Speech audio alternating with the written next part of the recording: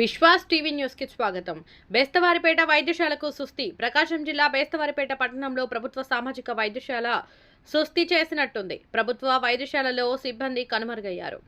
ఓ బాలునికి విపరీతమైన జ్వరంతో బాధపడుతూ బేస్తవారిపేట ప్రభుత్వ వైద్యశాలకు తీసుకుని వెళ్లడంతో అక్కడ ఎవరు కూడా సిబ్బంది కనపడకపోవడంతో బాలుని తల్లిదండ్రులు అవాక్కయ్యారు. విశ్వాస్ టీవీ బృందం సంబంధిత సిబ్బందితో చరవాణి ద్వారా సంప్రదింపులు జరపక ఈ రోజు 2వ శనివారం కారణంగా ప్రభుత్వ వైద్యులు ఎవరూ కూడా వైద్యశాలకు హాజరు కాలేదని తెలియజేశారు. 24 గంటలు ప్రభుత్వ వైద్యశాలలో పనివేళల్లో వైద్యులు షిఫ్టులలో పనిచేయాల్సి ఉండగా ఒక్కరు కూడా ప్రభుత్వ వైద్యశాలలో ఉండకపోవడం పేదలైన ప్రజల పట్ల చిన్నచూపు, ఉన్నతాధికారుల పర్యవేక్షణ లోపమా ఏది ఏమైనప్పటికీ పేదలైన బీదలైన వారికి ప్రభుత్వ వైద్యశాల నుండి ప్రయోజనం లేకుండా పోతుంది. వైద్య నారాయణ హరి అన్నారు. వైద్యుడు దేవునితో సమానమని భావిస్తుంటే వైద్యులు విధులకు హాజరు కాకుండా నరరూప రాక్షసుల వల్లే ప్రవర్తించడం సరికాదని బాలుని తల్లిదండ్రులు విశ్వాస్ టీవీ మీడియా ముందు వాపోయారు.